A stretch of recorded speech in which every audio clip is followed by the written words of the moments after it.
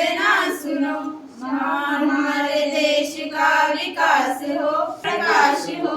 शारदे मां वंदना सुनो, शारदे मां वंदना सुनो। वीणा पाणी जिंदगी में गीत का सितार दे, वीणा पाणी दे।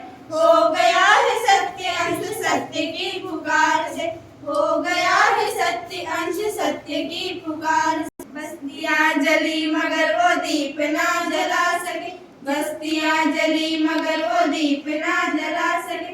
गोलियां चली न गोल प्यार के जला सके, गोलियां चली न गोल प्यार के जला सके। नेता और नेतियों ने धर्म को बढ़ा दिया, नेता और नेतियों ने धर्म को बढ़ा दिया। जिनके पत्थरों के दिल को वो नहीं गला सके, जिनके पत्थरों। शारदे मां वंदना सुनो, शारदे मां वंदना सुनो।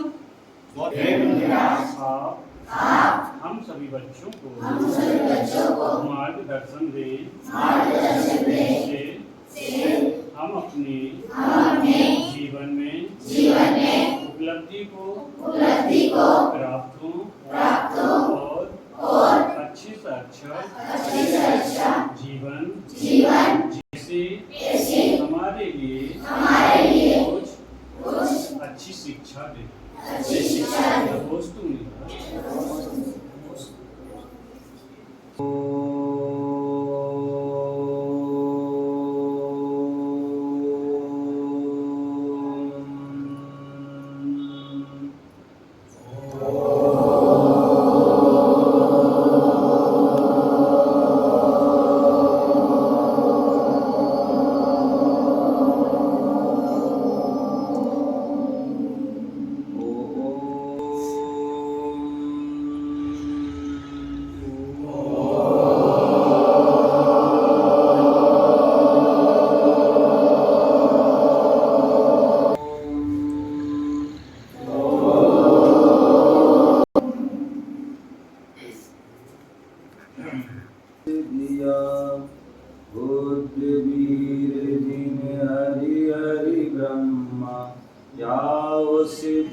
स्वाधीन रहो, भक्ति भाव से प्रेरित हो, चित्त उसी में लीन रहो। गुरुदेवो महेश्वरा, गुरु साक्षात् परम ब्रह्म, श्री गुरुवे नमः। तस्मै श्री गुरुवे नमः।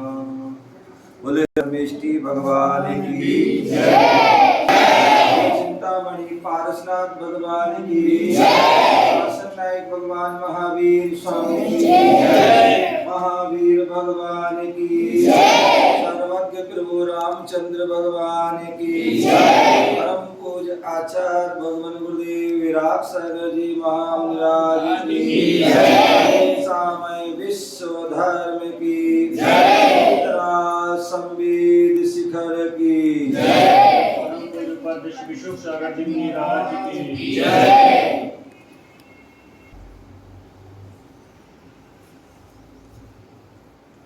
राजस्थान प्रांत जिला स्वास जो है कस्बे में हम विराजमान हैं, जहाँ पर राजकीय उच्चतर माध्यमिक विद्यालय के अंदर हम बैठे हुए हैं। और वैसे तो जो है पेपर चल रहे हैं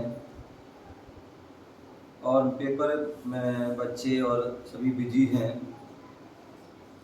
लेकिन यहाँ के हमारे जो है प्रिंसिपल जी और यहाँ के जो हमारे सभी टीमों की जो है भावना को देखते हुए सभी के भाव हुए कि जो है कुछ गुरुओं के मुख से जो है कुछ अच्छी बातें सुन सकें। इन ग्रंथ हैं जिनमें बहुत अच्छी अच्छी बातें लिखी हैं, उन्हीं ग्रंथों में एक छत्र चूड़ामणि ग्रंथ है, और छत्र चूड़ामणि ग्रंथ के दूसरे अध्याय में 31वें श्लोक में बहुत सुंदर बात दी गई है। एक बार सभी बच्चे हाथ जोड़ लीजिए। का सुधी शांत स्वांतो शिष्ट शिष्योपि निश्यते। उसे कैसा होना चाहिए? ध्यान रखिए, गुरु और शिष्य का एक ऐसा रिश्ता होता है, इतना पवित्र रिश्ता होता है कि उससे कोई पवित्र रिश्ता कोई दूसरा नहीं होता है। ऐसे वह गुरु शिष्य के रिश्ते, गुरु भक्तों, जो गुरु का भक्त होता है, जो गुरु का जो है सच्चा शिष्य होता है, और सच्चा शिष्य वही होता है जैसा गुरु कहे वैसा शिष्य जो है तुरंत उसको जो है किसी प्रकार की जो है किंतु परंतु नहीं करता है और तुरंत उसे स्वीकार कर लेता है। वही शिष्य जो है जीवन में तरक्की कर पाता है। ऐसे एक नहीं कई ऐसे उदाहरण हैं।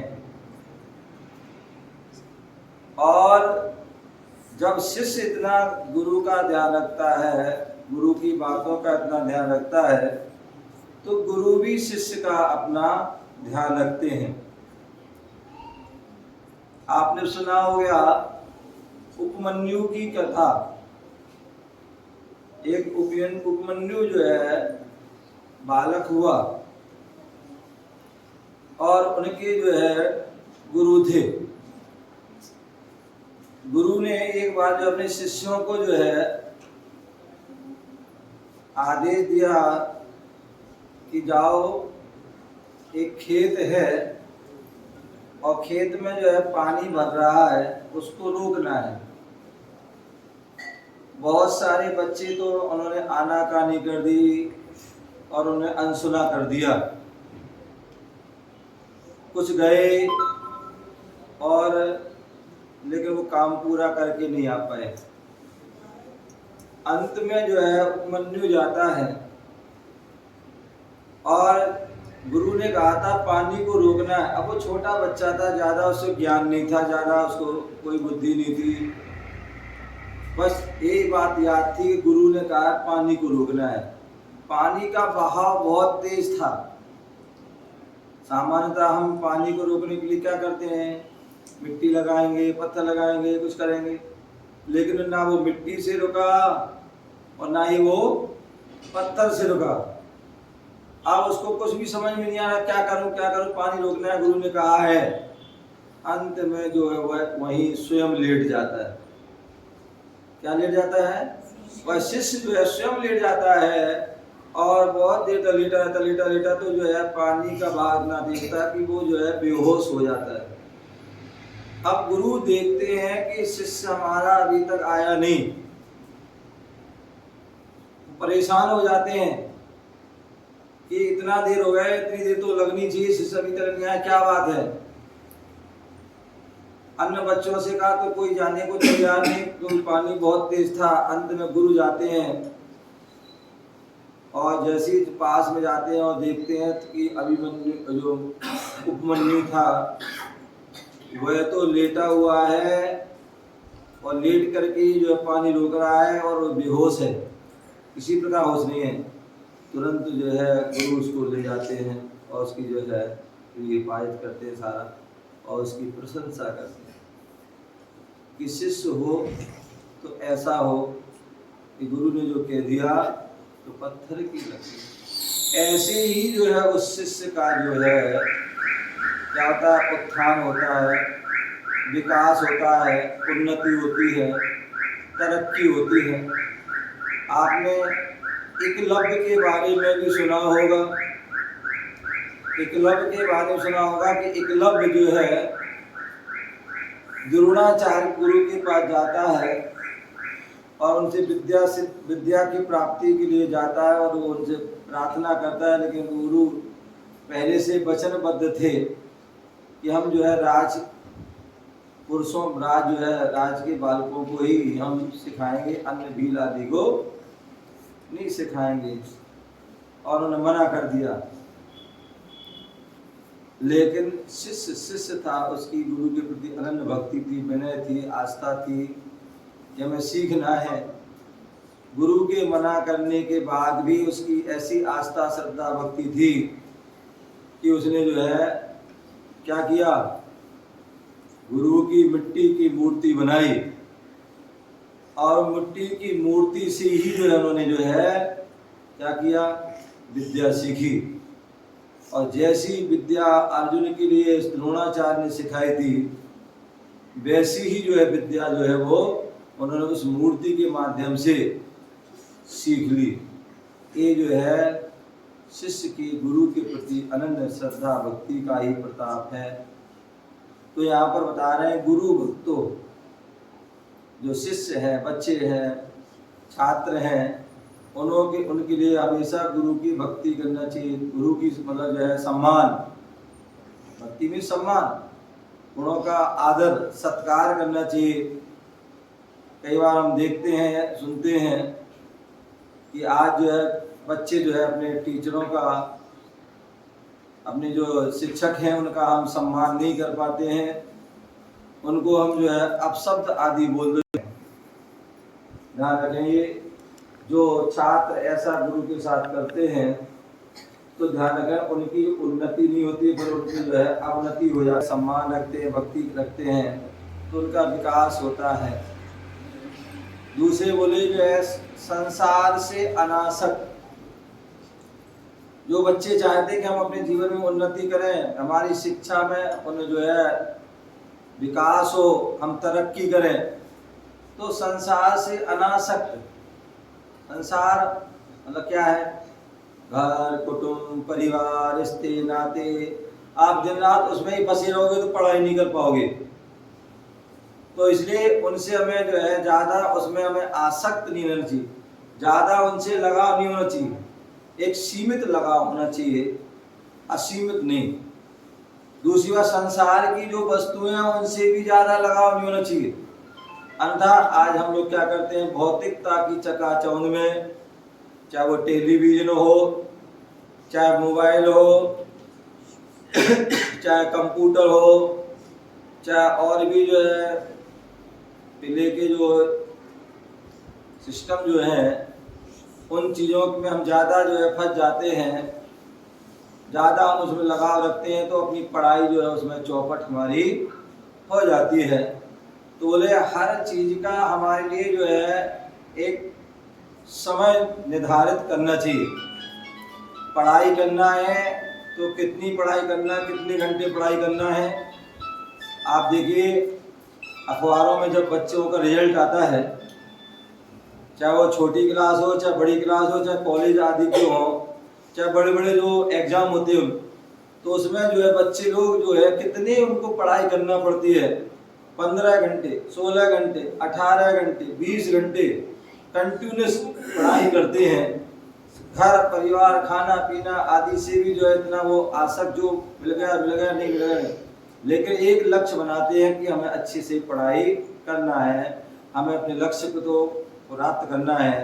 तो इसलिए जो है हमारे लिए क्या करना है, संसार, परिवारजन और जो सांसारिक वस्तुएं हैं उनसे हमें अनासक्त रहना है। दूसरे जो है हमारे, चाहे वो माता पिता हों, चाहे गुरुजन हैं, उनकी हमेशा विनय करना है, कभी उनको अनुसे उनका अनादर नहीं मिलना है। आप देखिए पहले का ज़माना होता था, जब भी कोई टीचर मिल जाते थे उनके हम जो है पैर छूते थे, उनका अभिवादन करते थे। कोई माता पिता मिल जाते थे, बड़े बुजुर्ग मिल जाते थे, उनका हम अभिवादन करते थे। जब भी उनसे बोलते थे तो उनका हम नाम लेते थे, पहले तो नाम लेते थे नहीं लेते, और लेते थे तो हम जो है विनय से लेते थे। आज हम पूछते थे, भाई किसी से पूछते हैं तो कोई विनय नहीं होता है, क्या कोई विनय नहीं होती है। भाई पूछा, भैया तुम्हारे प्रिंसिपल का क्या नाम है भैया, हैं कौन बताएगा, बताओ भैया। एक बच्चा खड़ा हो जाए, हाँ कोई भी खड़ा हो जाए, हाथ जोड़ो, बोल।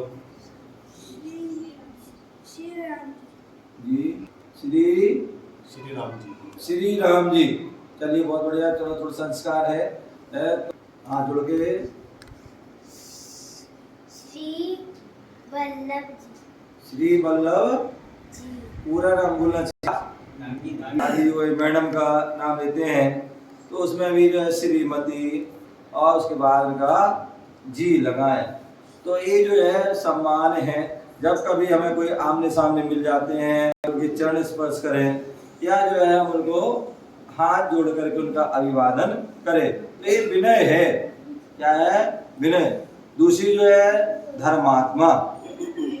हमने जिस धर्म में जन्म लिया है उस धर्म के प्रति हमारा जो है क्या होना चाहिए, कर्तव्य होना चाहिए। हम यथायोग उस धर्म का पालन भी करें।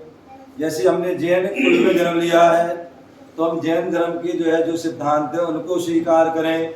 किसी ने हिंदू धर्म में मतलब जो है ब्राह्मण धर्म में या जो भी सिख धर्म में, ईसाई धर्म में, मुस्लिम धर्म, तो जो उनके कर्तव्य हैं उन कर्तव्यों को भी हम ध्यान रखें, उस धर्म का हम पालन करें। और सामान्यतः जो है कुछ ऐसे कर्तव्य होते हैं जो सभी धर्मों में, जैसे अहिंसा, सभी धर्मों हमें सिखाते हैं कभी हमें किसी की हिंसा नहीं करना है। ये सभी धर्मों को सिखाते हैं। सभी जीवों पर दया करना है। दूसरे सभी धर्म सिखाते हैं कि हमें शाकाहार, हमें मांस, मछली, अंडे, शराब आदि का सेवन नहीं करना है। ये सभी धर्मों का जो है सार है। दूसरे जो है हमारे लिए जो है क्या होना चाहिए कि जो हमारे जो आदिनाथ से लेकर महावीर तक और सभी धर्मों में, और यहाँ तक कि हमारे जो है प्रधानमंत्री आदि ने भी एक मुहिम चलाई है, बेटी बचाओ बेटी पढ़ाओ। ठीक है ना? तो ये भी हमारा होना चाहिए कि हम भी कालांतर में हम भी जब बड़े होंगे तो कभी भी हम किसी बेटी आदि की जो है हत्या नहीं करेंगे, किसी प्रकार का जो है गर्भपात आदि नहीं करेंगे, बेटी को बचाएंगे और बेटी को पढ़ाएंगे भी। तो इस बात का जो कचरा आदि जो भी है उसमें डालें। क्यों? यदि स्वच्छ भारत होगा स्वस्थ भी रहेंगे, अन्यथा हम गंदगी फैलाएंगे तो निश्चित ही उससे अनेक प्रकार के कीटाणु होंगे और अनेक प्रकार के जीव होंगे। तो इसलिए हमें क्या होना है, जो गुरु है, दूसरे कुशाग्र बुद्धि हमारे अंदर क्या होना चाहिए, कुशाग्र बुद्धि होना चाहिए। हम जो है अन्य खेलने कूदने में, लड़ने झगड़ने में, अन्य क्रियाओं में हमारी बुद्धि जो है ज़्यादा चलती है, लेकिन पढ़ने में हमारी बुद्धि नहीं चलती है। और होना ये चाहिए कि हमारा एकाग्र होकर के पढ़ना चाहिए और उसमें बुद्धि हमारी कुशाग्र होना चाहिए। जल्दी से जल्दी हम उसको अपने विषय को कंप्लीट करें, याद करें, तैयार करें। तो ऐसी कुशाग्र बुद्धि। तो इस और अंत में शांत परिणाम क्या होना चाहिए, शांत परिणाम। कभी किसी पर गुस्सा ना करें, कभी किसी से लड़े झगड़े नहीं। यदि हम ऐसा करते हैं और अंत में आलस्य रहित, कैसे आलस्य से रहित होकर के जो है हम ऐसा नहीं कि खाया पिया और सो गए या खेलने कूदने में लग गए, तो इससे आपका जीवन जो है बोले खराब हो जाएगा। बोले पढ़ोगे लिखोगे बनोगे नवाब, खेलोगे कूदोगे बनोगे खराब। तो इसलिए हमें क्या करना है, अथवा हमारे जो है प्रधानाचार्य और टीचर आदि है, इन्होंने भी अपने जीवन में अच्छी जो है गुणों को धारण किया, आज इस पोस्ट पर है। तो हम भी इन लोगों से शिक्षा लें कि हम भी जो है अपने जीवन में इन ऐसी अच्छाइयों को धारण करें और अपने जीवन को श्रेष्ठ का उन्नति करें, उत्थान करें। तो इस बात का सभी लोग ध्यान रखेंगे, इस बात को, इन संस्कारों को धारण करेंगे तो क्या करना है जिससे कि आपका जीवन श्रेष्ठ बने। सबसे पहला कि हम किसी भी जीव जंतु को जानबूझ के नहीं मारेंगे।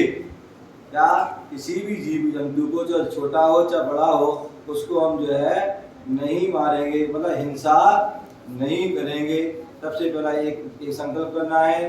दूसरा जो है हम अपने जीवन में, हमारे जो है प्रकृति ने बहुत सारी वस्तु दी है, अनाज दिया है, दूध दही आदि जो है, फल फ्रूट मेवा सारी चीज दी है। तो हम जो है शाकाहार जीवन जो है जिए। शाकाहार जीवन जो है स्वस्थता का जो है आधार है। तो ऐसे हम जो है हम अनेक प्रकार की बीमारियों से भी बच सकते हैं। तो इसलिए शाकाहार भोजन करेंगे, मांसाहार अंडा मछली मांस आदि जो है नहीं खाएंगे।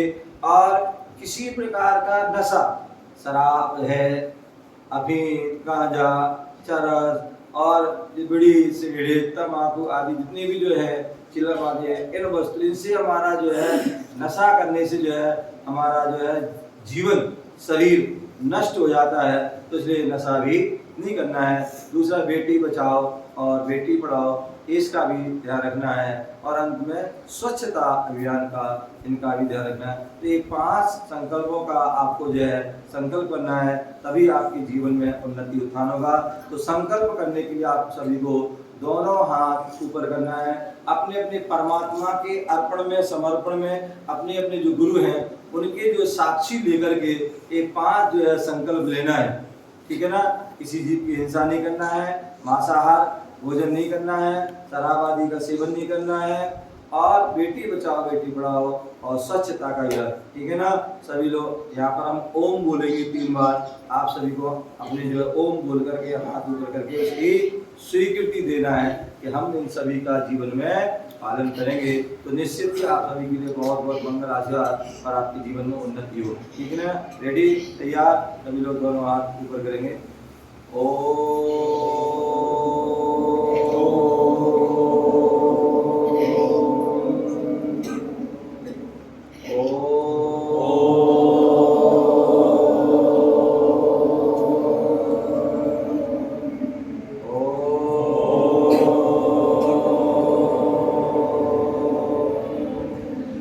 सबके लिए बहुत बहुत मंगल आशीर्वाद। आप सभी का जीवन खुशमय हो।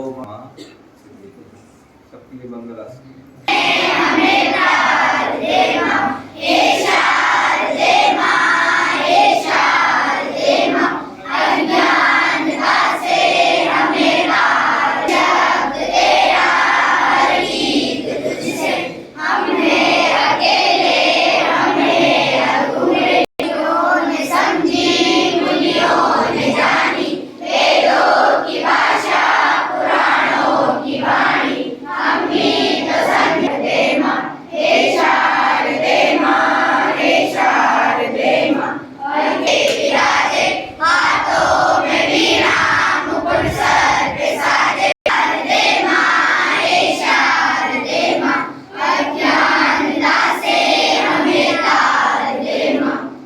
पंच परमेष्ठी भगवान की जय, वीर भगवान की जय, सर्वज्ञ गुरु रामचंद्र भगवान की जय, परम पूज आचार्य भगवान गुरुदेव विराग सागर जी मुनिराज की जय, सागर जी महाराज की जय।